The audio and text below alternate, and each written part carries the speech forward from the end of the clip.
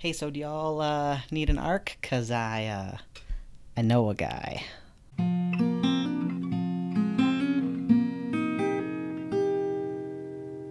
Hello, everybody. My name is Austin, and I am traveling through the Bible one book at a time, asking the question, why does this matter to LGBTQ plus folks?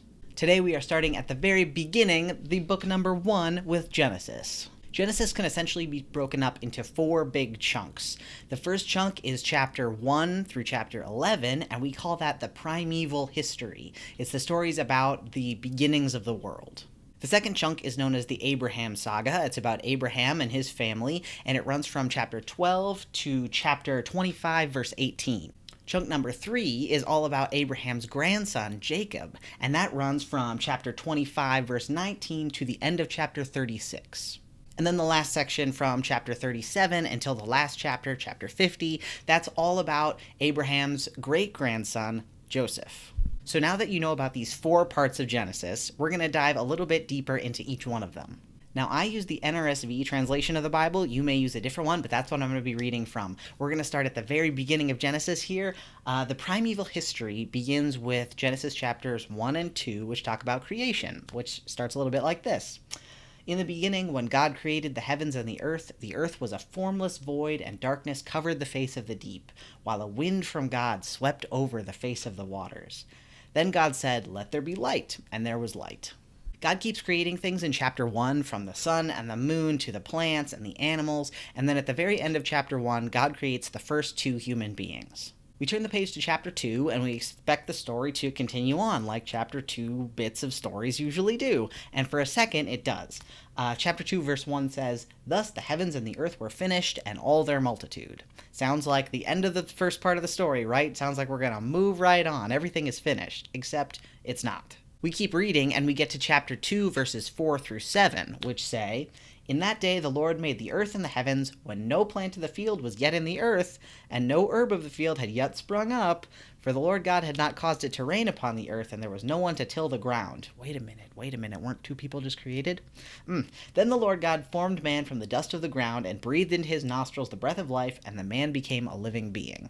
So wait a minute, didn't God already create plants in the previous chapter? And also, didn't God already create 2 humans before? So is this a 3rd human, or is this the same human? What is happening? Well, here's what's up. Genesis 1 and 2 tell 2 different stories about creation. They have some similarities, like for instance, in both chapters 1 and chapter 2, 2 humans are created, but there are also lots of differences. Like in chapter 1, 2 humans are created at the same time, but in chapter 2, 1 human, Adam, is created first, and then Eve, the second human, is created out of part of Adam. So which story is right? Well, it turns out both are, or maybe neither is entirely. The people of ancient Mesopotamia who wrote these stories, and who would eventually become what we know as the Hebrew people, didn't think about stories in the same way that we do. We tend to think there's only one way to tell a story, but in the ancient Hebrew world, having more bits of story was better. Which actually kind of makes sense if you think about it. Like, say that there is an event that is witnessed and you want to find out what happened at that event, right? Well, you'd probably get a better sense of what happened if you had multiple people watching the event from different angles, right? But the people that stand at this angle are going to see different things than the people that stand at this angle. They might have conflicting reports. We look at Genesis 1 and 2, and we may see conflicting reports, or we might even think of the text as hypocritical or disagreeing with itself. But the people of the ancient world saw this text as something that was made more alive and more real by more voices being woven into the story. So that's the first idea I wanted to introduce to you in this Bible series. Throughout the Bible, we are going to see duplicates of stories. We're going to see 2 sets of stories that disagree with each other and some that complement each other. We're going to see lots of things that don't seem to quite go together, but that's not necessarily a bad thing. It's actually a lot like what makes our LGBTQ plus community stronger, if you think about it.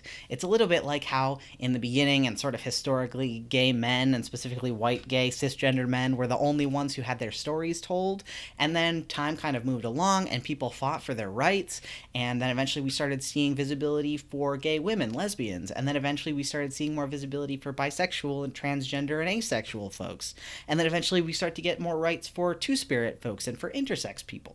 Sometimes people get really frustrated by the fact that the LGBTQ plus community can't all just get on the same page and like want one specific thing. But we are a diverse community of lots of different people with different needs and different perspectives on events. So we can think of Genesis and the whole Bible in the same way. You could have one thing that all looks flat and the same, or you could have multiple different stories making a much more colorful picture. If you want to learn more about Genesis 1 and 2 and what it says about gender, you should click the link up here.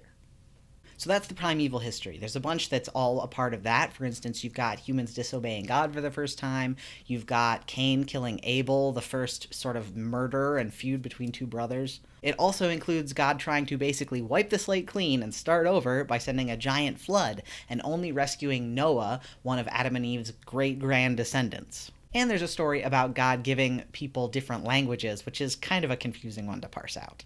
Those are all really interesting stories, but we have a lot more to talk about, so we're going to bust on through. The next chunk of the book, as you will remember, is about Abraham, the Abraham saga, and it begins in chapter 12.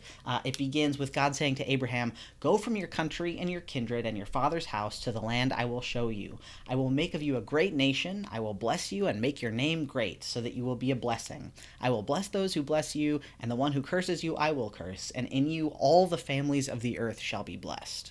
So, like you often do when you get a call from God, Abraham gets up and goes. And actually, in the beginning of this story, Abraham is not Abraham, he's Abram. He's got a different name at the beginning. His wife Sarah is known as Sarai. It's not until God makes a covenant with Abraham and Sarah a couple of chapters later that they get their names changed as a sign of this new identity and new relationship with God. God promises them land, family, and blessing, and gives them new names. And trans folks, if this whole new name thing sounds familiar and interesting to you, you should check out this video. But Abraham and Sarah wait for this promise to actually come about for years and years and years, and nothing happens. They get a little bit impatient, and Sarah tells Abraham that he should try to have a son with Abraham's slave, Hagar. And so Abraham and Hagar end up having a son together. The son's name is Ishmael, and Abraham kind of goes to God and says, "Cool, I have a son now. Is this the son that you promised me?" But God tells Abraham that Hagar and Ishmael are not part of this whole plan and that he has to be more patient. God promises to protect Hagar and Ishmael, which is very, very important, but God says, "This isn't the son that I promised you. There's another son coming." Abraham and Sarah mess up a lot throughout this book. They lie to the king of Egypt at one point.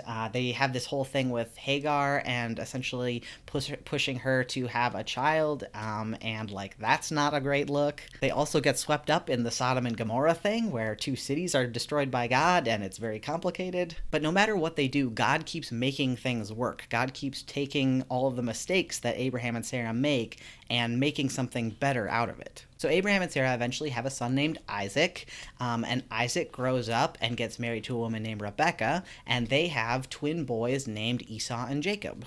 This is where the third part of the book starts. This is the story of Jacob. Jacob and Esau are twins, and technically Esau is just a tiny bit older, and so Esau is supposed to inherit not only all the property from his father, but he's also supposed to inherit God's blessing. But Jacob is his mother's favorite, and so they kind of scheme together, and Jacob ends up tricking his brother and taking advantage of his brother Esau and getting both the inheritance and God's blessing. Weirdly enough, God doesn't actually say anything bad about this whole sketchy arrangement, but Esau is understandably pretty pissed.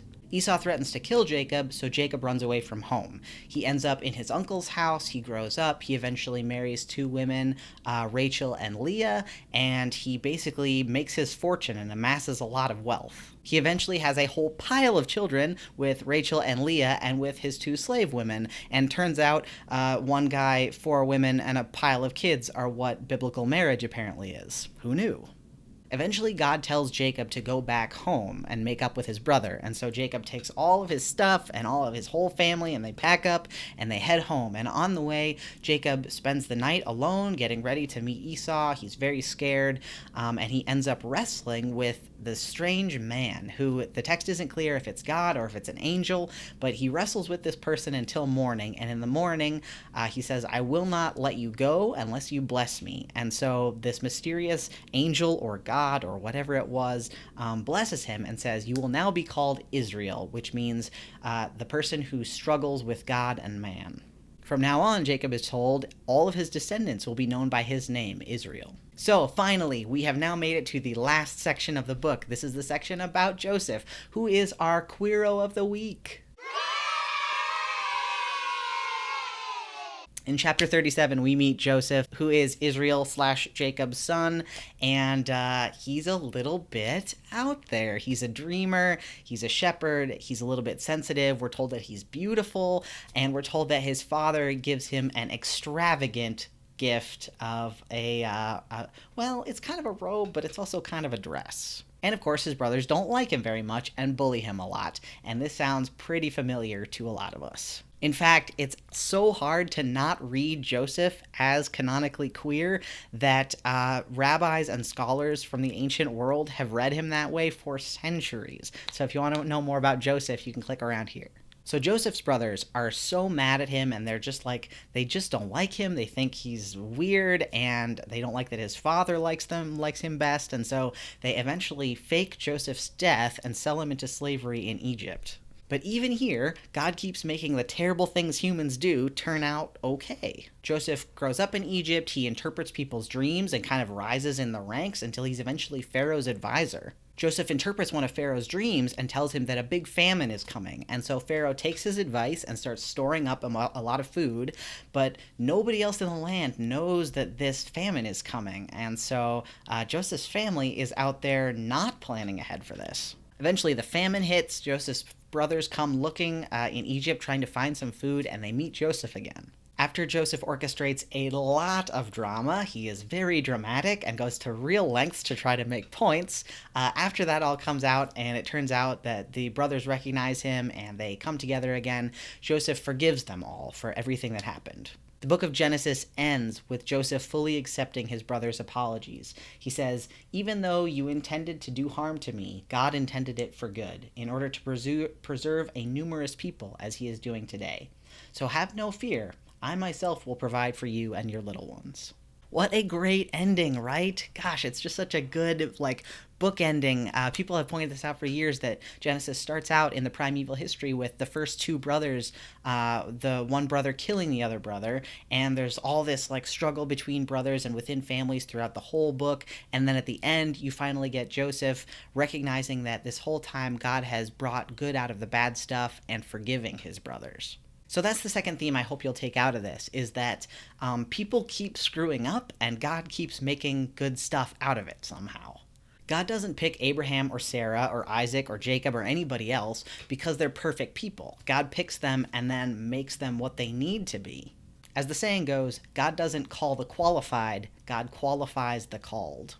If you take anything away from this survey of Genesis specifically, I hope you'll take away the realization and the knowledge that you don't have to be perfect.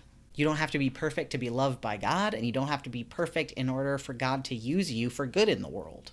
It's so important for LGBTQ+ folks to hear this message, because so many of us have grown up in religious spaces where perfection was required but also impossible. So many of us have been told that we need to deny our identity in order to be good or to be useful to God. So many of us have been told that we have walked too far away from God to ever be redeemed. But the stories of the ancestors of our faith say otherwise. The stories in the Bible show us a God who surrounds people with love, even and maybe especially when they screw up. We see a God who loves people because of who they are and not in spite of it. We see a God who's constantly reworking the world for good and remaking the community, bringing in outsiders. So that's Genesis in a nutshell. It was so jam-packed. There are so many stories. I couldn't possibly get to all of them, but it's actually one of the easier books to read in the Bible if you've got a translation that speaks to you. So I definitely recommend it because it's just full of good stories. I'm so excited to be moving through the Bible with you all, and I'm excited to get into some books where there are fewer huge long stories so that we can get a little bit deeper into particular stories. You know what I mean? Also, let me know if you have more segments you think we should do besides the Queero of the Week, because I definitely want to have more segments. This video was brought to you by the people over at Patreon, the wonderful folks that are supporting my work. If you're passionate about making theology and biblical scholarship and studies available to everybody and accessible to everybody, please consider donating to my work. It would mean a whole lot. I'm working on meeting some goals right now, and so if you want to pop over there and see what's going on, that'd be great. Also, I just introduced a new $5 perk on Patreon that gives you access to a secret group for LGBTQ plus folks and allies to talk about our stories and to get to know each other a little bit, and it's really cool, so you should check it out. I'll be back here next week to discover the stories in Exodus. We'll ask questions like, why is this book so important for Black theology? And why does God seem to hate baby cows so much? And would we even be here right now if not for 2 Hebrew midwives? So check back in, and I'm so excited to see you back here. See you next week, everybody. Keep reading.